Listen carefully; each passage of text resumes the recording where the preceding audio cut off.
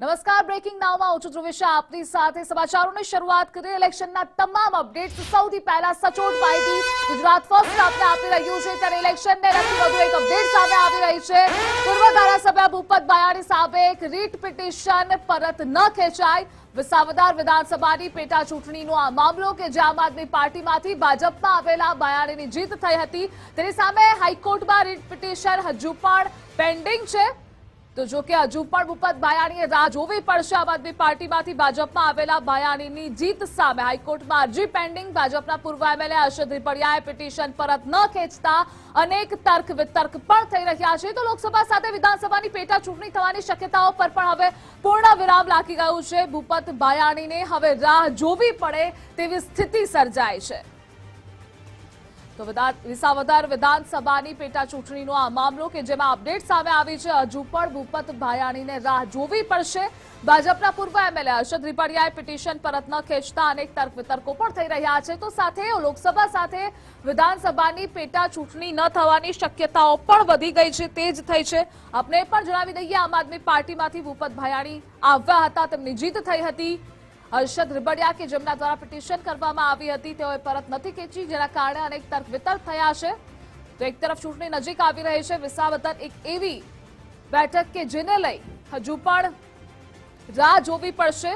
તો વિસાવદર વિધાનસભાની પેટા ચૂંટણીનો આ મામલો કે જેમાં પૂર્વ ધારાસભ્ય ભૂપત ભાયાણી સામે એક રીટ પિટિશન પરત ન ખેંચાય, જેથી હજુ પણ ભૂપત ભાયાણીએ રાહ જોવી પડશે। આમ આદમી પાર્ટીમાંથી ભાજપમાં આવેલા ભાયાણીની જીત સામે હાઈકોર્ટમાં આ અરજી પેન્ડિંગ છે। પૂર્વ એમએલએ હર્ષદ રીપડિયાએ પિટિશન પરત ન ખેંચતા અનેક તર્ક વિતર્કો પણ તેજ થયા છે। તો હજુ પણ થોડી રાહ જોવી પડશે ભૂપત ભાયાણીએ। તો પૂર્ણ વિરામ પણ લાગી ચૂક્યો છે લોકસભાની સાથે વિધાનસભાની આ પેટા ચૂંટણી થવા પર, કારણ કે અન્ય બેઠકો છે ત્યાં પેટા ચૂંટણી પણ લોકસભાની ચૂંટણી સાથે યોજાવાની છે, પરંતુ હાલ ભૂપત ભાયાણીને રાહ જોવી પડશે તેવી સ્થિતિ છે। ભૂપત ભાયાણી સામે એક રીટ પિટિશન હજુ પણ પરત નથી ખેંચાઈ, હાઈકોર્ટમાં રીટ પિટિશન પેન્ડિંગ છે। આમ આદમી પાર્ટીમાંથી ભૂપત ભાયાણી આવ્યા હતા, ભાજપના પૂર્વ એમએલએ હર્ષદ રીપડિયાએ પિટિશન પરત ન ખેંચતા તર્ક વિતર્ક પણ અનેક થઈ રહ્યા છે। તો વિસાવદર પેટા ચૂંટણીનો આ મામલો કે જેમાં હજુ પણ ભૂપત ભાયાણીને રાહ જોવી પડશે।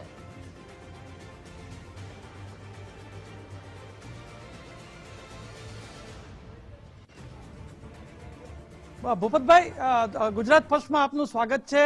ભૂપતભાઈ, હવે લોકસભા સાથે વિસાવદરની પેટા ચૂંટણી નહીં થાય, શું કહેશો?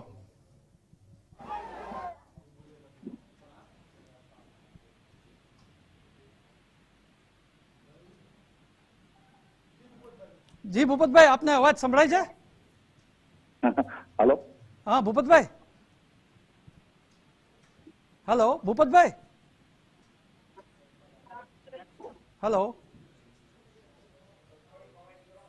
હેલો ધ્રુવિશા, જેને કહી શકાય કે જુનાગઢ જિલ્લાની વિસાવદર બેઠકની પેટા ચૂંટણીની લોકો રાહ જોઈ રહ્યા હતા, પરંતુ ગઈકાલે જે એક અરજી પિટિશન જે પેન્ડિંગ છે હાઈકોર્ટમાં, એ પરત ન ખેંચાતા હવે લોકસભા સાથે હવે પેટા ચૂંટણી શક્ય નથી। ભૂપતભાઈ, ગુજરાત ફર્સ્ટમાં આપનું સ્વાગત છે। ભૂપતભાઈ, હવે વિસાવદરની લોકસભા સાથે પેટા ચૂંટણી શક્ય નથી, ભૂપતભાઈને રાહ જોવી પડે એવી સ્થિતિ છે, શું કહેશો? અરે મારે રાહ જોવાની એ છે એ બે નંબરની વાત છે, પણ મારા વિસ્તારે રાહ જોવાની છે એ મહત્વનું છે। મારા કરતા મારા વિસ્તારનું મહત્વ વધારે છે, મારો વિસ્તાર પણ રાહ જોવે છે।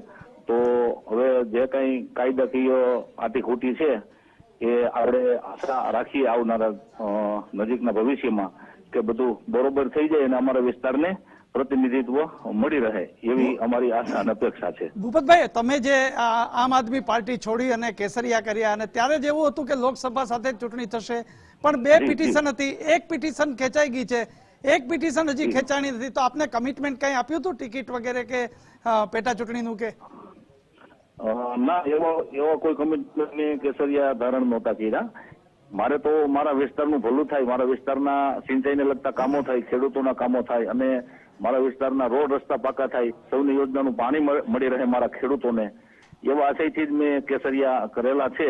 પરંતુ હવે કાયદાકીય જે મણાગાંઠ ઉભી થઈ છે પિટિશનોની, એના કારણે કદાચ ચૂંટણી નથી થઈ શકી એવું મારું માનવું છે। અમારા પ્રદેશ ભારતીય જનતા પાર્ટીના અધ્યક્ષ શ્રી સી આર પાટીલ સાહેબે પણ એમાં અંગત રસ લઈ અને કોકડું સુલટાવવાનો પ્રયાસ પણ કરેલો હતો, પણ એમાં કદાચ હું માનું છું ત્યાં સુધી અમારા પાર્ટી મંડળને કદાચ એનું સમાધાન નહીં મળ્યું હોય એવું મારું માનવું છે. હા ભૂપતભાઈ, ખરેખર જો આ તો ઘરનો મામલો છે. હવે તમે ભાજપમાં આવી ગયા, હર્ષદભાઈ પણ ઘરના જ છે, બધા જ ભાજપના છે, અને જે રીટ પિટિશન એક વ્યક્તિએ તો ખેંચી લીધી છે. હવે જે રીટ પિટિશન છે એ હર્ષદભાઈની બાકી છે. હર્ષદભાઈ દ્વારા હજી નથી ખેંચાતી, તો પાર્ટી દ્વારા કઈ કહેવામાં આવે છે એમને કે પાર્ટી દ્વારા સુખદ અંત આવે એવા તમામ પ્રકારના પ્રયાસો થયા છે. પ્રદેશ અધ્યક્ષના કક્ષાએથી પણ પાટીલ સાહેબે પ્રયાસો કરેલા છે, અમારા જિલ્લા લેવલેથી પણ પ્રયત્નો થયા છે.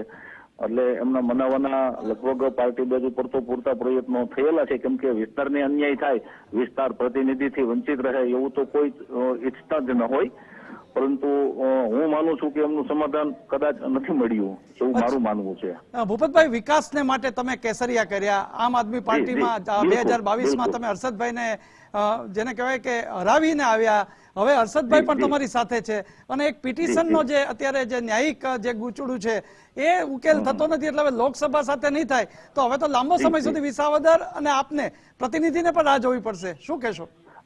હા, આપની વાત બિલકુલ સાચી વાત છે. આપનો જે મુદ્દો છે એ પણ સાચો છે, પરંતુ મારું એવું માનવું છે કે લોકપ્રતિનિધિ તરીકે પછી એ હર્ષદભાઈ હોય કે હું હોઉં કે અન્ય કોઈ પણ પ્રતિનિધિ હોય કે જેમને લોકોએ પ્રતિનિધિત્વ આપ્યું છે, નેતૃત્વ કરવાની તક આપી છે, એ વિસ્તારને આપણે બાનમાં ન લઈ શકાય. વ્યક્તિગત કાંઈ પણ ઇસ્યુ હોય અથવા કાંઈ મંદુક હોય અથવા કાંઈ રાગદ્વેષ હોય, એનો મતલબ એવો હરગીજ ન લઈ શકાય કે આપણા વિસ્તારને આપણે બાનમાં લઈએ, આપણો વિસ્તાર પ્રતિનિધિથી વંચિત રહે એવો નિર્ણય ન કરવાનો હોય. પરંતુ હવે એમની પણ કોઈ મજબૂરી હશે, શું કારણ હોય એ તો એ જ જવાબ આપી શકશે. હું તો માત્ર એટલું જ કહી શકું કે વિસ્તારને ખરેખર અન્યાય ન થવો જોઈએ અને વિસ્તારનું ભલું થાય, જનતાનું ભલું થાય એ દિશામાં સૌએ એક થઈ ખભે ખભો મિલાવી અને કામ કરવું જોઈએ, નહીં કે સત્તાની સાઠમારીમાં વિસ્તારને ધકેલવો જોઈએ. તમે મારું માનવું છે. ભૂપતભાઈ, આમ તો એમ કહેવાય છે કે દૂધમાં સાકર ભળે એમ તમે ભળી ગયા છો, પણ દૂધમાં સાકર ભળે એમ ભળી ગયા હોય તો એ કેમ હજી ન્યાયિક અદાલતમાં જે પિટિશન છે એ હર્ષદભાઈની છે, એ બંને તમે વિસાવદરના છો, કોઈ વાર બેઠક કરી છે અને મેં આપને કીધું એમ દૂધમાં સાકર ભળે એમ ભળી ગયા છે બંને સાથે. જી જી, આપ શું કહેશો? હા, એમાં મારા લેવલે તો કોઈ બેઠક થઈ નથી, પરંતુ પ્રદેશ અધ્યક્ષે પ્રયાસ કર્યો હોય તો પછી એમાં અમે તો બધા નાના કાર્યકર્તાઓ ગણાઈએ. પ્રદેશ અધ્યક્ષે પણ ખુદ પ્રયાસ કર્યો હોય તો પછી હવે આપ સમજી શકો કે અમારા લેવલનો હવે પ્રશ્ન ન ગણાય, પાર્ટી લેવલનો પ્રશ્ન ગણાય અને અમારે જનતાના હિતના લેવલનો પ્રશ્ન ગણાય. તો આવનારા દિવસોમાં આશા રાખીએ કે બધું બરોબર થઈ જાય અને જનતાને નવા પ્રતિનિધિ મળે અને અમારા વિસ્તારના ખેડૂતોના કામો થાય, જનતાના કામો થાય, વિકાસના કાર્યો થાય, સિંચાઈ, એવી આશા અને અપેક્ષા આપણે અત્યારે રાખી શકીએ. ભૂપતભાઈ, ગુજરાત ફર્સ્ટ સાથે જોડાયા બદલ આપનો આભાર. જી ધર્મેશ, તમામ માહિતી બદલ આપનો આભાર.